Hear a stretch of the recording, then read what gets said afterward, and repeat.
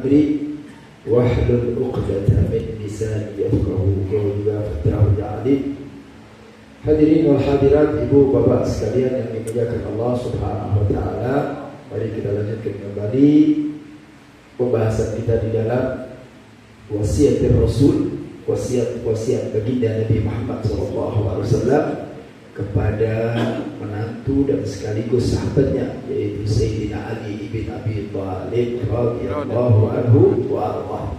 Baik, sudah kita simak dan kita dengar beberapa nasihat daripada Rasul kepada Sayyidina Ali. Kita lanjutkan kembali wasiat selanjutnya. Apa kata Nabi SAW?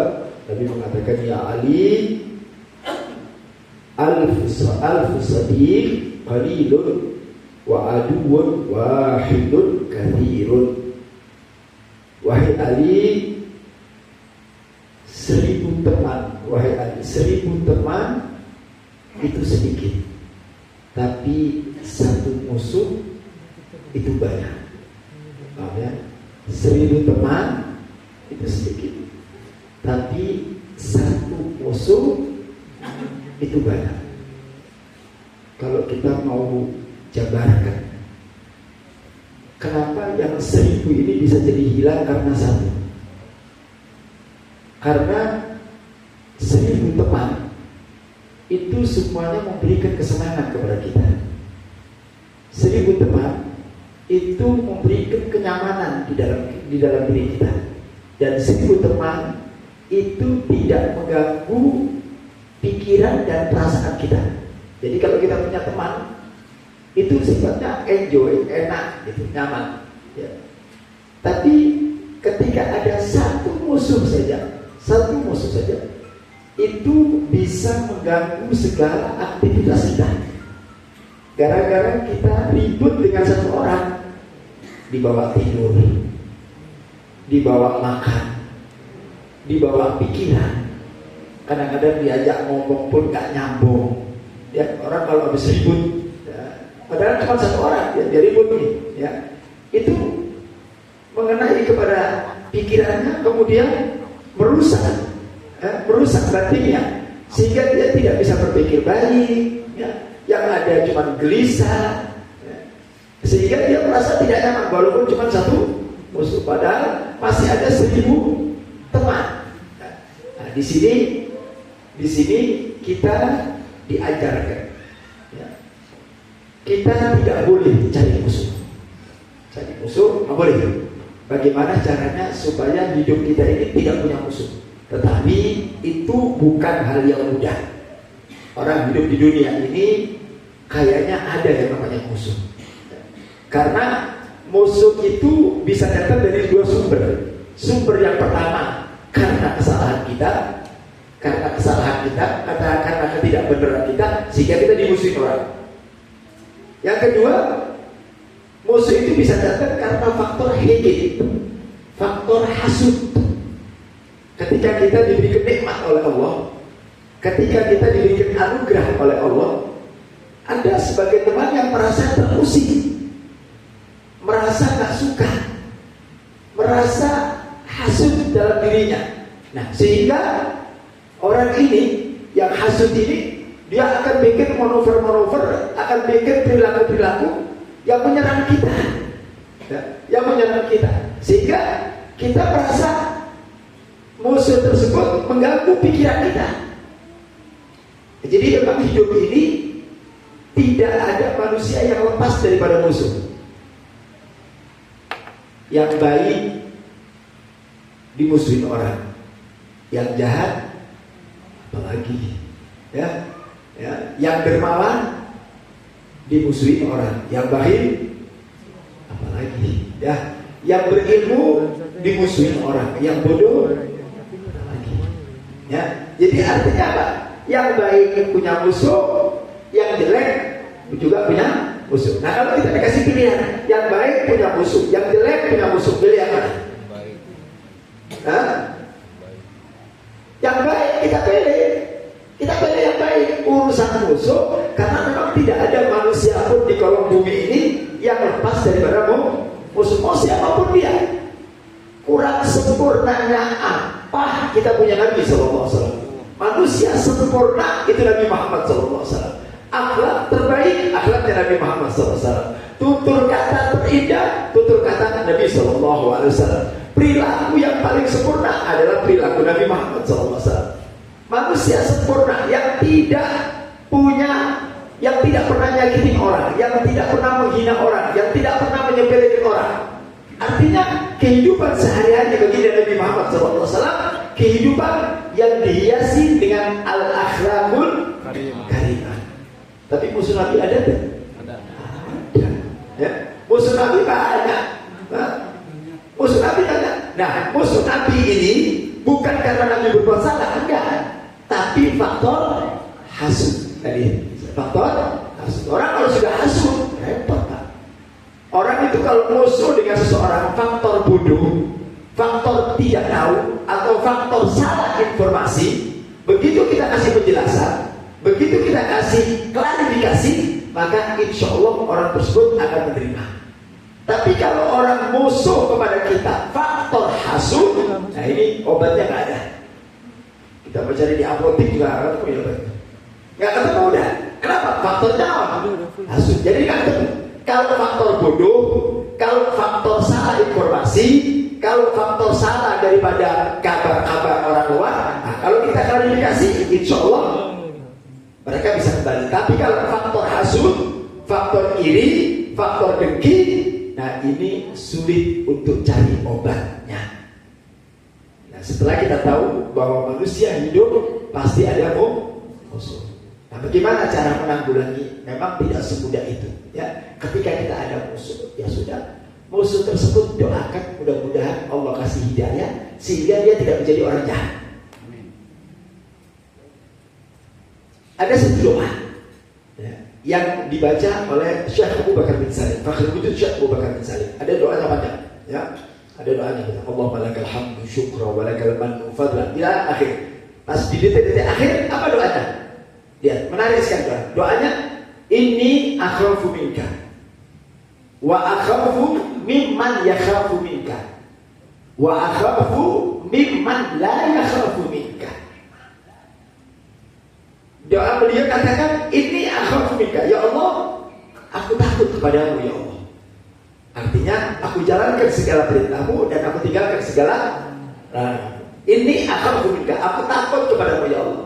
Yang kedua, ini akhafu mimman yakhafu minka, dan aku juga takut kepada orang-orang yang takut kepadamu. Aku juga takut kepada orang-orang yang takut dengan Allah Subhanahu wa ta'ala. Siapa mereka? Para nabi, para rasul, orang-orang soleh, ya, orang-orang yang baik, orang-orang yang ahli takwa, ya. Kita takut dengan mereka. Kenapa? Karena mereka takut dengan Allah. Kalau kita musuhin mereka, artinya kita bakal musuhin Allah. Kalau kita benci mereka, berarti kita benci Allah SWT.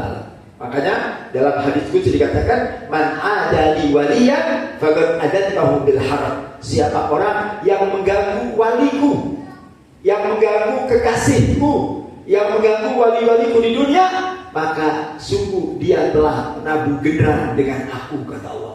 Menabuh genderang perang dengan Allah Subhanahu wa ta'ala. Jadi kita juga takut kepada orang-orang yang takut kepada Allah. Ada kita kalau lihat ada orang ahli takwa, orang soleh, orang baik, jangan dimusuhi. Jangan dimusuhi, bahaya ini. Nanti yang balas bukan dia, Allah yang ngebalas. Orang baik, orang lurus, orang lempeng, orang jujur, orang soleh, tapi dimusuhi sama kita. Dimusuhi karena faktor hasud, faktor iri, faktor dengki. Paham ya? Nah ini nanti yang marah Allah, bukan dia. Allah marah nanti. Ya, kenapa? Karena kita memusuhi orang-orang yang dicintai oleh Allah. Yang mestinya orang-orang yang dicintai oleh Allah bukan dimusuhi, tapi harus dicintai. Ini akhafu minka wa akhafu mimman yakhafu minka. Aku takut kepadamu ya Allah, dan aku takut dengan orang yang takut kepadamu. Nah yang ketiga ini, yang ketiga, wa inni akhafu mimman la yakhafu minka. Dan aku juga takut ya Allah kepada siapa? Kepada orang yang tidak takut kepadamu. Jadi kita kalau lihat ada orang jahat, orang yang tidak takut sama Allah Ta'ala, kita harus takut sama dia. Kenapa?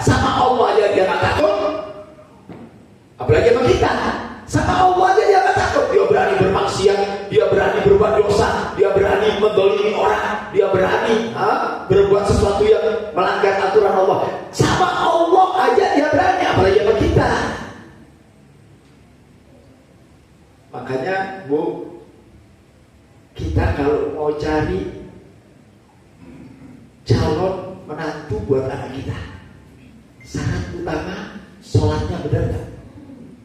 Sholatnya dulu tanya. Kalau sudah sholatnya rapi, insya Allah pesanannya rapi.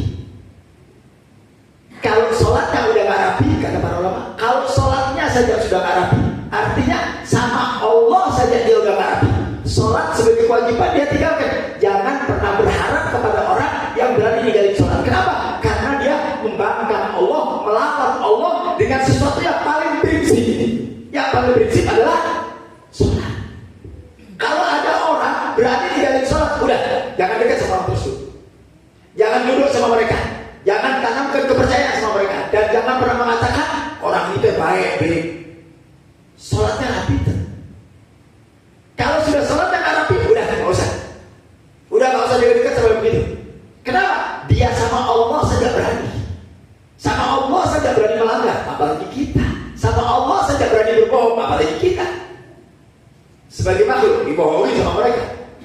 Ya, jadi takut kepada Allah, takut kepada orang yang takut kepada Allah, dan takut kepada orang yang tidak takut kepada Allah. Karena orang kalau sudah gak takut sama Allah, berani mau berbuat apa pun berani. Orang dolim, ya, orang dolim itu orang-orang yang gak takut sama Allah Ta'ala. Makanya kita kalau lihat ada orang dolim gak boleh diem. Kita lihat ada orang didolimi, nah, kemudian ada orang yang dolim gak boleh diem. Kalau kita lihat gak boleh diem. Kenapa? Berhentikan mereka dari kedolimannya. Selamatkan orang yang didolimi, selamatkan yang dolim, berhentikan supaya dia tidak melakukan kedoliman. Kenapa? Karena dia sedang melanggar perintah-perintah Allah. Dia sudah berbuat zalim kepada Allah Subhanahu wa Ta'ala. Nah, jadi nasihat ini luar biasa ya. Nah, yang disampaikan oleh baginda Nabi Muhammad SAW. Makanya kata Sayyidina Ali dalam satu ucapan, Man ahabbani, siapa orang yang cinta dengan aku, maka dia akan banyak musuhnya. Pada zaman Sayyidina Ali, orang yang cinta sama Sayyidina Ali banyak dimusuhi orang. Tapi Sayyidina Ali dalam posisi yang benar, dalam posisi yang diridhoi sama Allah Ta'ala. Ya. Nah, jadi kita nggak apa-apa kalau kita dimusuhi orang karena faktor kebenaran, nggak apa-apa. Yang penting kita lurus, kita istiqomah. Mau dimusuhi orang silahkan. Nah, tapi kalau kita dimusuhi orang karena kejelekan kita, karena keboliman kita, karena kejahatan kita, nah ini bahaya. Ya. Jadi hidup ini, ibu bapak sekalian, tidak akan pernah terlepas daripada musuh. Kalau kata guru saya dulu, walaupun kamu tinggal di hutan yang nggak ada manusianya, di hutan nggak ada manusianya, tetap ada musuhnya. Saya bilang musuhnya siapa guru? Ya macan, singa. Ini bakal dikejar-kejar binatang-binatang buas itu.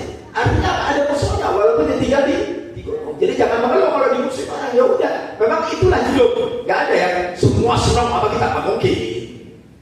Cuma itu tidak mungkin terjadi. Ada orang semua senang sama kita, nggak, pasti ada, ya pasti ada. Jadi yang namanya mubghid dan muhib, pecinta dan pembenci itu berjalan seiring bersama. Ada muhibbun, ada mubghidun, ada yang cinta, ada yang benci. Ya, kembali kepada diri kita masing-masing. Ya, nah, jadi wasiat ini yang disampaikan kepada Rasul kepada Sayyidina Ali. Ya, 1000 teman, nah, biasa-biasa aja. Kita punya teman banyak, biasa-biasa aja, ya kan? Tapi begitu punya musuh satu, mengganggu semuanya. Atau mau sholat, Allahu Akbar, depan kita musuh kita udah gak enak ya sholat. Lihat musuh itu gede deh, kita duduk bareng musuh, sudah gak enak lagi makan rame-rame, musuh datang, udah gak enak bawaannya, ya mengganggu kita, ya kan? Nah, jadi musuh satu itu mengganggu segala pikiran kita. Nah, kemudian ini wasiat, ini juga luar biasa. Apa kata Rasulullah? Ya Ali, lis-sadaqati alaka. Pertemanan itu ada tanda-tandanya. Artinya pertemanan itu butuh sebuah bukti. Jangan sekedar berteman saja. Berteman itu ada buktinya. Nah, kalau yang namanya teman semua banyak, ya. Teman yang banyak, lagi kita dalam keadaan lagi senang, lagi banyak kalau sudah teman ya. Kita lagi dapat uang banyak, dapat bisnis lancar, teman kita banyak. Bahkan yang bukan teman, kamu teman, ini teman lama saya, padahal kenal juga enggak. Teman lama saya dulu, kenal saya dulu, cuma lupa, udah gak pernah hubungan lagi satu sama lain. Kalau enggak, ya dikait-kaitan. Ini kakeknya sama kakek saya, masih ada sepupu. Cuma caranya itu deket-deketin, ya. Kalau sudah orang ini sukses, orang ini berhasil, orang itu punya kedudukan, dikait-kaitkan di kita. Iya, ini ada saudara saya, tapi saudara jauh, nggak tahu bawa apa teh, bau gado-gado atau bau naon teh, bau naon teh. Jadi kita kan begitu, kalau sudah orang itu punya kedudukan, punya makan, semua ngaku saudara. Begitu jatuh miskin, lirik juga enggak, lihat juga enggak. Ya, ini saudara enggak kenal saya. Ini karakter manusianya begitu, ya. Makanya kata Nabi Sallallahu Alaihi Wasallam kepada Sayyidina Ali, ada tanda-tandanya untuk membuktikan. Artinya ini loh teman yang betul tuh yang begini, ini teman yang benar. Apa? Aniya ja'ala malahu duna malik. Orang yang bisa menjadikan hartanya bisa dimiliki oleh harta orang lain. Artinya apa? Bukan duit kita dikasih orang lain, bukan. Artinya harta kita itu bermanfaat buat orang lain. Ketika kita melihat saudara kita butuh, ketika melihat saudara kita tak mampu, miskin dan sebagainya, maka harta kita bisa jadi milik dia. Itu tanda teman yang betul, teman yang hakiki yang begitu. Begitu lihat temannya susah, dia berdiri paling depan, ya udah untuk membantu.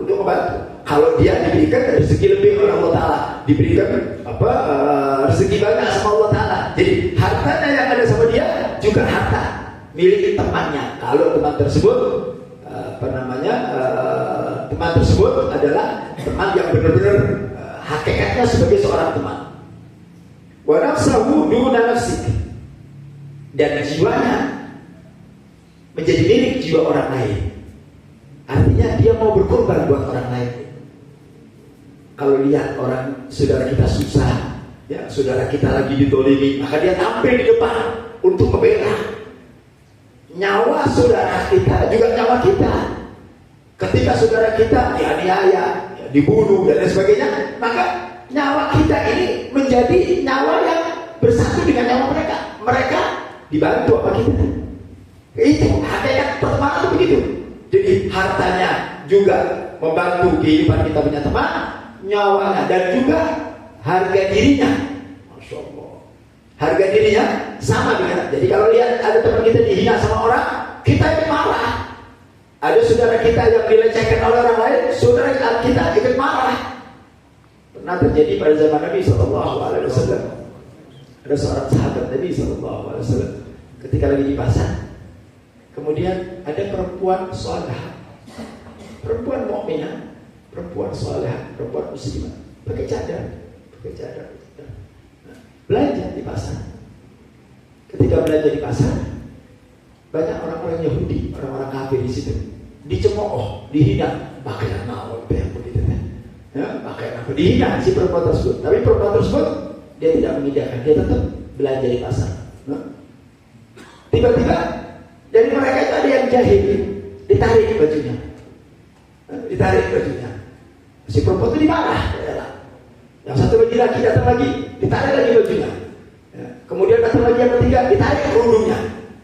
Sampai kerasa tarikan tersebut sampai terbuka auratnya. Ya, terbuka auratnya. Si anak muda yang muslim melihat kejadian itu. Kemudian dia turun, dia katakan, hentikan perbuatan kalian. Kalian jangan mendolimi seorang perempuan yang tidak mengganggu kalian. Mereka berpakaian, itu pakaiannya mereka. Jangan ganggu mereka, biarin, tidak mengganggu kamu. Dipasang lagi sama perempuan. Rupanya si anak-anak muda yang bukan muslim itu, ya, di zaman Nabi terjadi. Narik lagi bajunya, ditarik lagi kerudungnya, sehingga kita sampai kebuka. Ya, ada kebuka saja, badannya kebuka, ditarik semua. Begitu dilihat badannya kebuka, dia si pemuda tadi, ini ya, nyawanya dia juga nyawanya kita. Ini pertemanan. Begitu dia lihat saudaranya, ini saudaranya, ya saudaranya, saudara seagama muslimah yang menutup auratnya dengan bagus kemudian dilecehkan sama orang lain. Ini pemuda bangun, begitu pemuda bangun, salah satu dari mereka ditikam. Meninggal di tempat yang lain, buruk kabur semua. Untuk menyelamatkan perempuan tersebut. Wow, ramai di kota Madinah. Sampai Nabi SAW dengar berita itu. Dipanggil pemuda itu sama Nabi. Karena membunuh seseorang, dipanggil sama Nabi. Dia bilang, "Hai anak muda, bagaimana kamu bisa bunuh orang tersebut? Apa salahnya?" Diceritakan. Apa kata Nabi? Anda berhak untuk membunuh orang tersebut. Kenapa? Darahnya dia juga darah kamu. Jiwanya dia juga jiwa kamu. Ini yang dikatakan an-nafsu bin-nafsi. Jadi jiwanya orang muslim dengan orang muslim itu begitu. Makanya Nabi memberikan perumpamaan al-mu'min dengan mu'min yang lain, kalbunyan yashuddu ba'dahu ba'dan. Seperti bata di atas bata yang lain. Artinya bata ini tidak bisa terangkat tinggi kalau tidak ditumpang dengan bata yang lain. Artinya satu sama lain saling keterkaitan. Gak bisa satu bata bisa bangun, satu bata bisa bangun rumah. Gak bisa. Ini berkumpul ratusan bata, mungkin ribuan bata, baru terbangun menjadi bangunan. Itulah ibarat seorang muslim. Nah, jadi seorang muslim yang bersaudara itu seperti itu, ya. Jiwanya, hartanya. Bahkan ada yang menarik. Ketika para sahabat Nabi SAW hijrah dari kota Mekah menuju kota Madinah. Yang hijrah namanya siapa? Muhajirin. Yang di Madinah namanya Ansor. Yang di Madinah namanya Ansor. Muhajirin berhijrah dari kota Mekah menuju kota Madinah. Mereka waktu hijrah dari kota Mekah menuju kota Madinah, mereka tinggalkan semuanya. Mereka tinggalkan untahnya, mereka tinggalkan kambingnya, mereka tinggalkan pasarnya, mereka tinggalkan segalanya. Mereka ikut bersama baginda Nabi Muhammad SAW hijrah ke kota Madinah. Sehingga ketika dia berangkat ke kota Madinah, mereka tidak punya apa-apa. Al-Muhajirin itu mereka pindah, ya, berhijrah dari Mekah ke Madinah. Mereka tidak punya apa-apa, hartanya dia tinggalkan ke Mekah untuk menyelamatkan jiwanya, diselamatkan oleh Nabi supaya pindah ke kota Madinah agar mereka tidak terancam, agar mereka terjaga, jangan sampai diganggu oleh orang-orang kafir Quraisy pada saat itu, jangan sampai mereka dibunuh oleh orang-orang kafir Quraisy. Diperintah sampai Nabi untuk hijrah, dia tinggalkan semua hartanya dia tinggalkan. Makanya Al-Muhajir wal Ansor ini sahabat Nabi yang paling istimewa, sahabat Nabi yang paling istimewa, seperti diabadikan dalam Al-Quran, minal muhajirin wal Ansor as-sabiqun al-awwalun minal muhajirin wal Ansor, diabadikan dalam Quran oleh Allah. Bagaimana Allah memuliakan kaum muhajirin dan Ansor.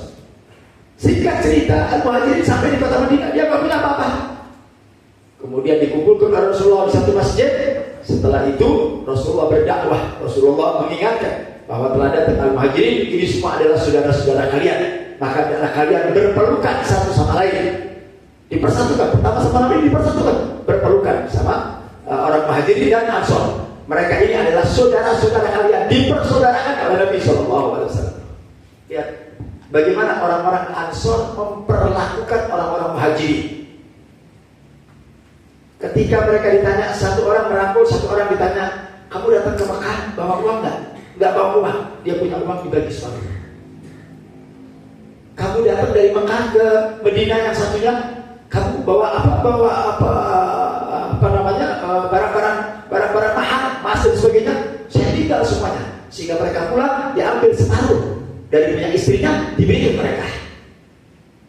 Ibu mau gitu? Diambil separuh, dikasih ke mereka. Yang meninggalkan sawah, yang di Madinah ada orang-orang Ansor punya sawah, dibagi separuh, diberikan sama mereka agar mereka bisa bekerja. Uang dikasih, ya. Kemudian emas-emas mereka kasih, kemudian sawah ada mereka bagi separuh-separuh. Sampai dikatakan di situ, orang yang datang ke kota Mekah, yang dia tinggalkan istrinya, ditanya, istri kamu kamu bawa ke Madinah? Enggak, istri saya Mekah, saya tinggal di Mekah. Kamu mau apa? Mau nikah lagi? Saya punya istri dua, saya cerai satu, yang satu buat kamu. Masya Allah, sampai istrinya mau dicerai, satu buat kamu, satu buat saya. Artinya apa? Sepenanggungan selama berjuang. Kenapa? Ini saudaranya. Ini arti daripada dikatakan Nabi, pertemanan yang baik itu begitu. Ya. Jadi pertemanan itu bukan sebatas teman, tapi pertemanan itu harus diikat dengan persaudaraan. Sebab kalau sudah diikat oleh persaudaraan, bukan sekedar teman-teman gitu aja, sekedar kenal, bukan itu. Teman yang hakiki adalah teman yang diikat dengan persaudaraan. Kalau sudah diikat dengan persaudaraan, ya, innamal mu'minuna ikhwah, sesungguhnya orang mukmin itu adalah saudara. Kalau saudara, kata Nabi, diibaratkan seperti anggota tubuh. Ya, kalau kepala bosen, semuanya jadi gak enak, badan meriah. Kita kalau kena sakit gigi, semuanya gak enak, badan meriah, kaki gak enak. Ya, semuanya jadi kepala, jadi pening.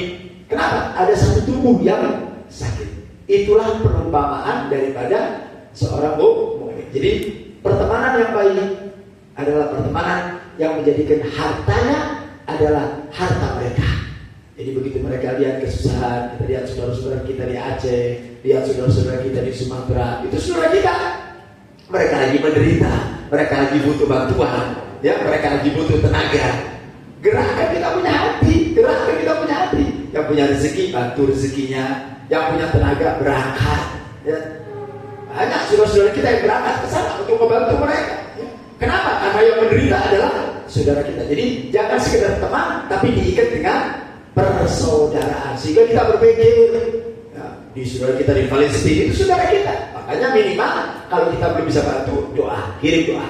Ya, mudah-mudahan saudara-saudara kita yang di Sumatera, yang di Aceh diberikan kekuatan sama Allah, diberikan rezeki, diberikan kesehatan, ya, diberikan bantuan oleh Allah Subhanahu Wa Taala. Doa, ada rezeki bagi, kirim. Sekarang banyak, ya, dari saudara-saudara kita, ya, terutama dari anak-anak FPI itu, masya Allah, bahkan hampir tiap minggu kita kirim, bahkan FPI bikin dapur paling terbesar di mana di Aceh dan Sumatera, hampir 200 dapur. 200 dapur, punya FPI itu 200 dapur. Itu semuanya dikerjain oleh anak-anak FPI semuanya, dari mulai sumbangan sampai mereka duduk kemana, duduk di tempat sana, kemudian mereka bangun rumah mereka bersihkan rumah-rumah mereka. Kenapa? Saudara, ditanamkan satu persaudaraan yang kuat. Ya. Jadi itu adalah pengikat daripada yang namanya teman. Jadi teman tidak sekedar teman, tapi diikat dengan persaudaraan. Ya, jadi tanda-tanda teman itu seperti itu. Kemudian, ya Ali, la taubah lita'ib hatta yaghsilu batnahu minal haram bidinil kasbih. Wahai Ali, tak berguna, nggak ada artinya seseorang yang bertobat kepada Allah sedangkan di dalam perutnya masih terus mengalir barang-barang yang haram. Kemudian pekerjaannya nggak jelas, pekerjaannya nggak halal. Di sisi lain dia bertobat atas segala kemaksiatan, tapi haram terus jalan. Makan haram rutin. Kerjaan yang dia lakukan nipu orang, membohongi orang, ya, mendolimi orang, itu dia kerjain terus. Tapi tiap hari astagfirullahaladzim. Umat malaikat yang begini dah. Ini astagfirullah tapi makan barang haram. Jadi kata Nabi SAW, la taubah lita'ib, tidak ada artinya. Ya, orang tersebut tobat kepada Allah Taala selama dia tidak berhenti daripada makanan-makanan haram. Berhenti dulu dari makanan haram. Jangan berhenti dulu. Karena diterimanya tobat itu kalau kita berhenti dari mana barang haram.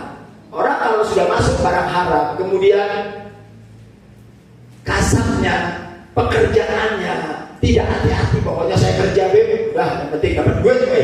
Mau halal, mau haram, nggak bisa gitu. Hidupnya nggak bisa begitu, ya. Jadi kalau kita mau kerja harus jelas, kerjaannya harus jelas, apa sih kerjaan saya ini, benar nggak, halal nggak, gitu.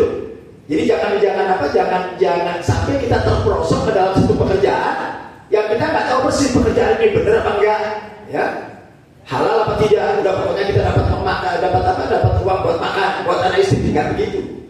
Jadi dalam Islam itu jaga pekerjaan kita. Kita jangan pernah melihat status pekerjaan. Oh, pekerjaan ini hina, pekerjaan ini bagus menurut kacamata manusia. Enggak. Hina dan tidak hina itu ukurannya halal apa haram. Paham ya? Hina atau tidak hina? Walaupun kita kerja misalnya di supermarket atau kita kerja di rumah sakit, tukang sapu, selama itu halal, mulia, tidak hina. Jadi ukuran pekerjaan itu hina apa tidak, itu ukurannya halal apa halal. Bukan kalau berdasi mulia, keluar masuk kantor besar, keluar masuk mobil mewah, pakai dasi kupu-kupu. Tapi dalamnya maling, korupsi, nipu orang, ngedolimi orang, ngambil hak orang. Apa? Tapi gayanya depan manusia, wah, pakai jas, pakai baju yang mewah, maling. Nggak mulia. Tapi ada saudara-saudara kita ngebersihin gorong-gorong, ngebersihin jalan, cleaning service, tapi yang dia terima halal, dia berkeluar keringat halal. Ini yang mulia, justru ini yang mulia. Makanya kita kalau kerja kita jangan milih-milih, ya, jangan milih-milih. Ya kalau ada yang bagus halal itu bagus, tapi kalau nggak ada apa saja kerja yang penting halal. Jangan pakai gengsi-gengsi mau ngangkat, mau itu, mau ini. Ya Allah. Saya dulu masih ingat Bu, saya dulu kerja belajar jadi orang baik. Dulu saya masih berdakwah, saya masih dagang dulu. Malam saya dakwah, pagi dagang, bawa sarung ke sana kemari. Saya panggul sendiri, sampai banyak ketemu jamaah-jamaah yang di jalan jamaah saya teh. Habib, panggul terus kenapa? Emang kalau saya panggul terus belajar saya jatuh gitu? Kedudukan saya jatuh? Enggak ada yang menjatuhkan kita. Kalau kita manggul barang gengsi, saya kan ajuman. Gengsi lembok tergengsi. Iya, hidupnya nggak pakai begitu. Yang penting halal, maka kita pakai gengsi ya. Yang sini mau makan pakai gengsi itu. Yang penting apa yang dijalankan halal, jangan ngambil hak orang lain, jangan nipu orang lain, jangan membohongi orang lain, jangan dolim sama orang lain. Yang kamu terima halal, salurkan ke anak istri makanan yang halal. Terus kayak gitu. Nah, jadi jangan kita bertobat sama Allah Ta'ala, tapi tetap makan barang. Ada diriwayatkan dalam salah satu hadis, masalah di hadis Arba'in, yang ketika Nabi mengkisahkan tentang seorang ibadah sekian ribu tahun ibadah, bukan setahun 2 tahun, sekian ribu tahun dia ibadah kepada Allah Subhanahu Wa Ta'ala, tapi tidak ada satu doa pun yang digabungkan ke Allah Ta'ala. Gak ada satu doa pun. Diceritakan sama Nabi bagaimana doanya akan diterima. Wa mat'amul haram, wa mashrabahul haram, wa ghudhiya fil haram. Bagaimana doanya akan dikabul? Makanannya dari makan barang-barang haram, minumannya juga dari minuman barang-barang haram, pakaian yang dipakai dibeli dari barang-barang. Fa'aina istajabu lahu. Gimana doanya mau dikabulkan sama Allah Ta'ala? Jadi artinya makan barang haram itu menjadi penyebab doa kita ditolak sama Allah Ta'ala. Coba kita introspeksi diri. Ketika doa kita belum digabungkan sama Allah, introspeksi diri. Mungkin kecampur barang-barang haram, mungkin kecampur barang-barang yang nggak benar, sehingga doa kita tidak terangkat, doa kita tidak digabungkan sama Allah Ta'ala. Kenapa? Kotor.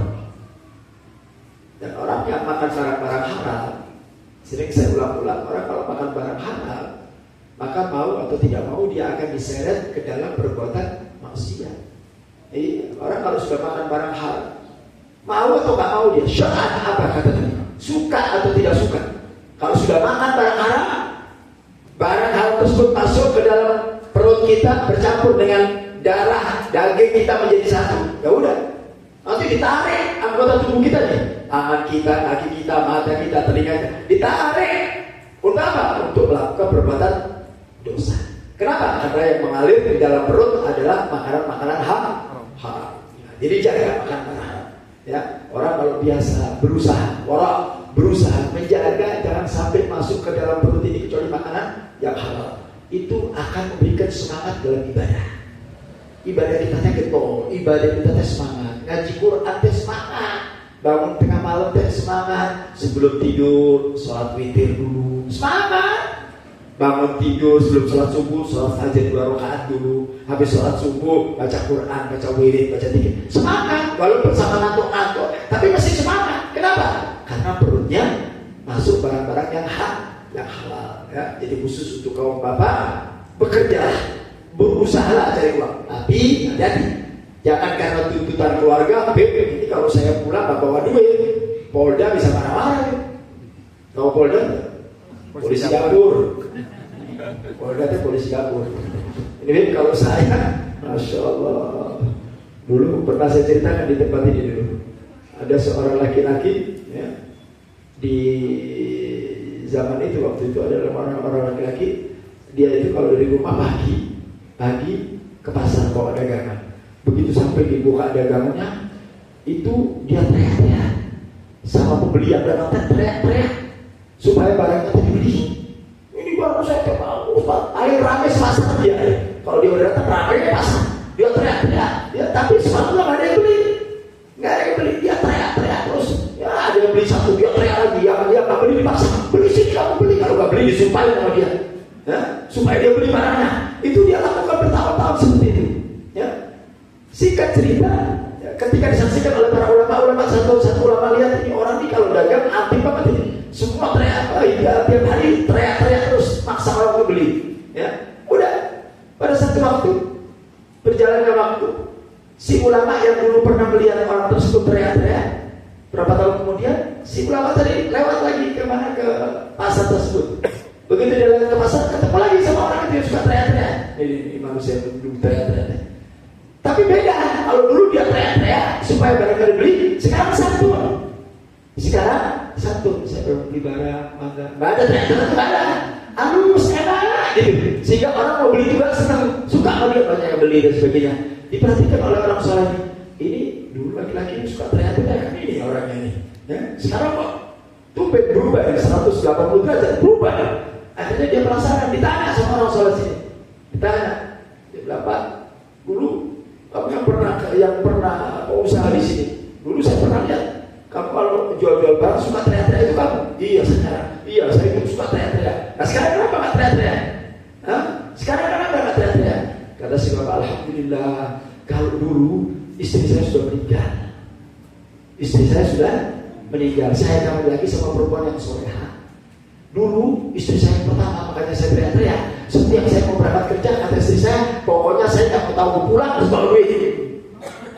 Pokoknya saya teriak-teriak masuk saya. Nah itu alhamdulillah yang nyuruh itu sudah modal, sudah meninggal, alhamdulillah. Begitu dia meninggal, saya nikah lagi sama perempuan soleha. Kalau saya mau ke pasar, dia ada di depan pintu sambil mengatakan, Bapak doa minta sama Allah mudah-mudahan dapat rezeki. Kalau nggak dapat rezeki nggak apa-apa, belum waktunya, bukan rezeki kita. Jadi nggak usah repot-repot, tenang aja. Jadi dia tenang aja, nggak usah teriak-teriak.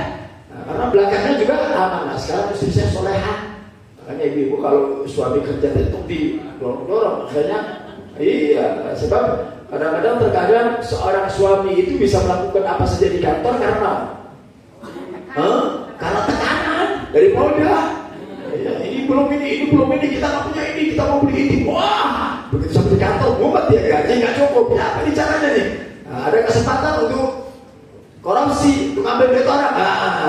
Supaya yang di rumah tenang diambil itu semuanya. Itu banyak terjadi. Ya, makanya kadang-kadang ada ucapan baik dan buruknya seorang suami tergantung istrinya. Kalau istrinya menerima apa adanya, yang suami sudah kerja, sudah bagus, sudah kerja, sudah usaha, rezeki dia punya Allah, bukan punya kita. Yang ngasih rezeki siapa? Allah. Kita cuma ikhtiar saja. Walaupun kita teriak-teriak, kalau Allah nggak kasih ya nggak kasih. Tapi kalau kita duduk ngomong yang enak, kalau Allah kasih rezeki, ya. Makanya kita kalau kerja cari daripada uang yang halal karena barokah. Uang halal walaupun sedikit barokah. Kita kasih anak istri kita ya, dengan uang halal, insya Allah mereka akan tumbuh menjadi orang-orang yang soleh dan soleh. Mudah-mudahan Allah Subhanahu Wa Taala mudahkan rezeki kita, gampangkan rezeki kita. Allah berikan kepada kita rezeki yang halal, rezeki yang mudah, rezeki yang gampang, insya Allah. Baik, ada satu teman, insya Allah malam Jumat besok nggak libur, tapi dipindahkan karena malam Jumat besok Habib ada undangan di peresmian masjid depan bus. Sebentar,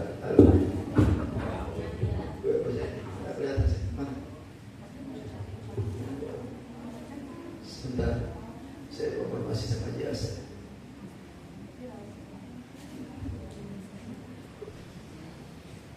Ya, jadi waktunya maghrib.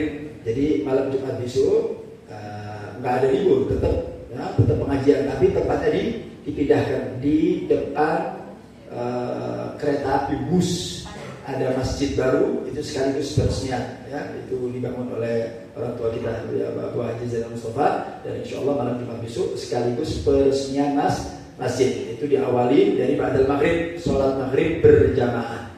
Nah, jadi malam Jumat besok langsung aja ke sana, sholat maghrib berjamaah, kemudian pembacaan istighosa, ya, kemudian sholat isya berjamaah, kemudian nanti sholat bareng sama Kiai Haji Saiful Afif, insyaallah kita bareng baca sholawat. Jadi diawalin ba'dal maghrib, sholat maghrib di masjid tersebut, ya. Jadi tetap berjalan, cuma dipindahkan tempatnya, insyaallah.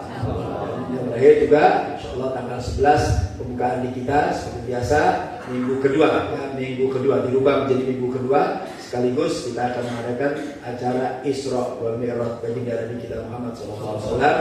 Insyaallah akan dihadiri oleh Imam Besar Al Habib Muhammad Rizik Syihab. Beliau akan memberikan mau'izatul hasanah. Mudah-mudahan kita semua bisa hadir pada waktunya, diberikan kesehatan oleh Allah Subhanahu wa taala.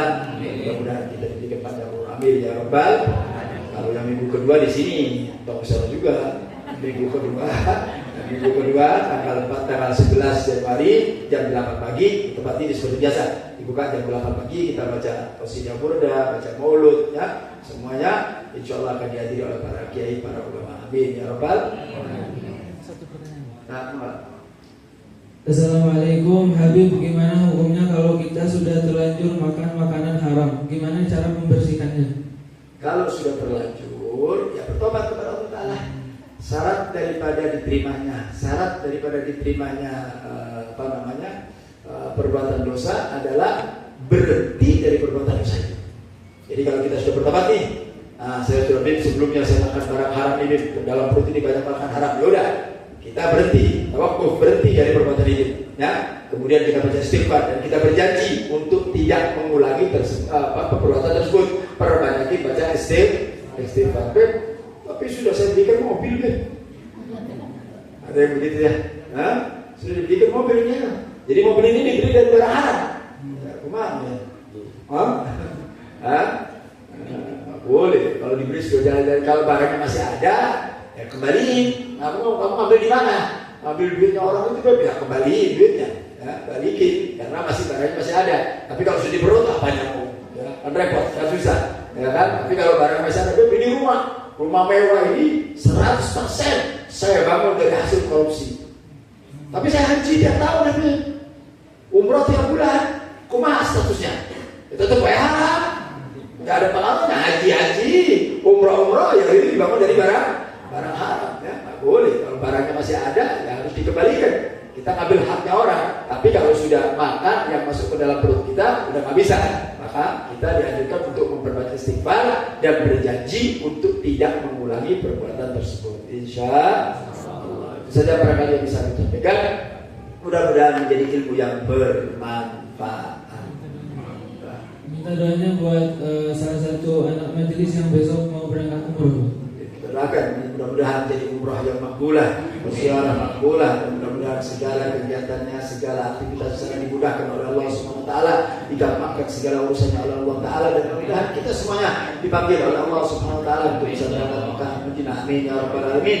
Ala hadiniya wa kullu niyatin salihah wa ila hadratin Nabi sallallahu alaihi wasallam. Al-Fatihah.